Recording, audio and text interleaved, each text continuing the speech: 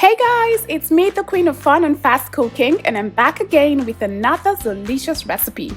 Today I'm going to show you how to make a very popular Nigerian local snack called puff puff. These mini fluffy golden brown colored balls are some of the best things that happened to me this week, and I'm so excited to show you my fail-proof recipe and method of making it. Hi guys, welcome to another episode of the Zeelicious cooking series. I hope you all are doing great and staying safe this period. Today I'm going to show you how to make a Nigerian local snack popularly known as puff puff. Everyone has been baking this period, and so I thought it best to come and share with you this fail-proof puff puff recipe so that you can add it to your repertoire of baking recipes. Alright guys, before we go into the cooking action, if you have not subscribed to the channel, please kindly go ahead and hit the subscribe button and the bell just right beside it so you can get instantly notified whenever we upload a new video. And like this video if you like what you see after watching it, which I'm sure you're definitely going to like. Alright, let's get right into the cooking action. Start by adding the all-purpose flour in a mixing bowl. I'm using 3 cups of flour for this.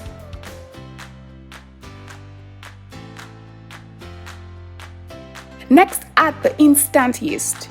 If you're using active dry yeast, remember to proof it first in some warm water before adding it to the flour, okay? Next, add the white sugar and grate in some nutmeg.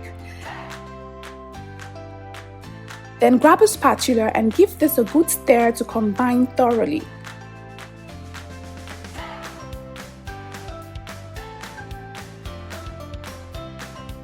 Create a hole in the center of the mixture and add 1 cup of warm water. It is important that you use warm water to activate the yeast. Mix with a spatula or your hands until the flour has soaked up all of the liquid. Afterwards, start adding the remaining half cup of water in bits till you get your desired consistency. Adding the water in bits helps you control the consistency a lot better.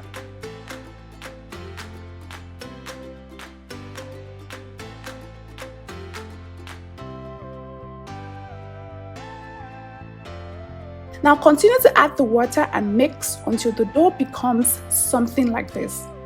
I know it's still a little too thick at this point, but don't worry guys, the yeast we added will help break this down further and make it a lot lighter in weight, and then it will make it more moist as well.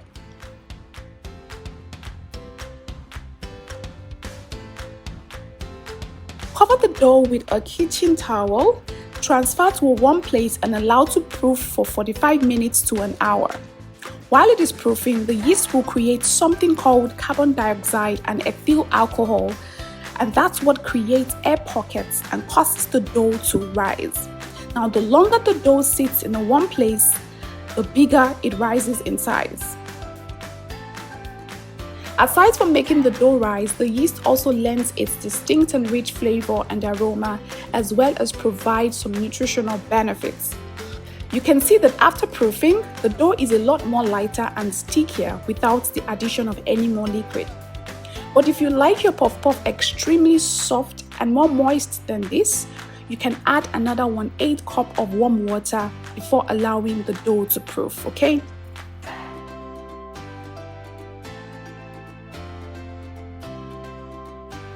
To fry the puff puff, heat up enough oil in a pan or pot on medium heat. And I also strongly advise that you oil the palm of your hands so that the dough doesn't stick so much to your palms, okay? Then using your 4 fingers, pack some of the dough into your palm. Then create a hole between your thumb and index finger and gently squeeze the dough through that hole, creating a round shaped dough. Let's try this again guys. Grab some of the dough with your 4 fingers into your palm. Then make a hole between your thumb and index fingers and then squeeze out the dough through it. Pretty simple, right? Now let's fry this dough, okay? Now this batter is the easiest puff puff batter to work with, and this recipe always works for me. Go ahead now and transfer the formed dough into the hot oil. Now continue to mold and transfer the dough in the oil, but be careful not to overcrowd the pan. Once the dough gets in contact with the hot oil, the heat causes it to expand, giving it that perfect round shape.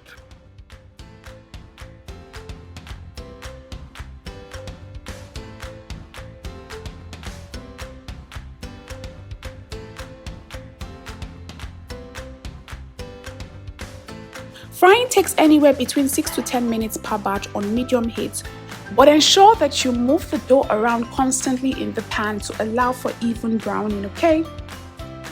You guys, enjoy the frying process, okay? Just take things easy, glide through it nicely, and I tell you that you will end up with perfectly shaped puff puff, okay?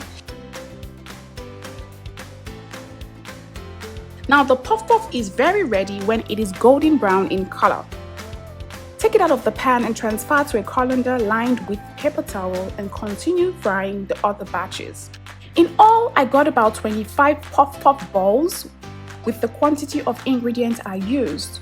Now the full ingredient list is in the description box down below, so be sure to check it out, okay? Look at how gorgeous our puff puff looks, guys. And that's what the inside looks like. I usually enjoy my puff puff with a cold drink or a smoothie, and sometimes as a main meal with a nice yummy sauce. I find that it's also the perfect gift to give your neighbors and friends, especially during this period where showing kindness goes a very long way. So you guys see how easy it was to make Nigerian puff puff. Very simple, requires very little ingredients.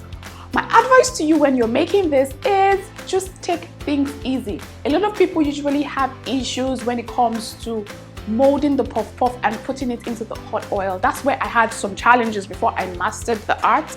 But when I learned to calm down and just take things easy, it became a whole lot easier for me. If you'll be recreating this puff puff recipe, please kindly take pictures and upload to your Instagram and Facebook stories and tag me at Zeelicious Food so that I can repost on my stories and we can encourage all others to recreate theirs as well. I'll see you next time with another mouth-watering and delicious recipe. Until then, remember to be very kind to one another, love yourselves generously, and it's me, the queen of fun and fast cooking, signing out right now. Take care, guys.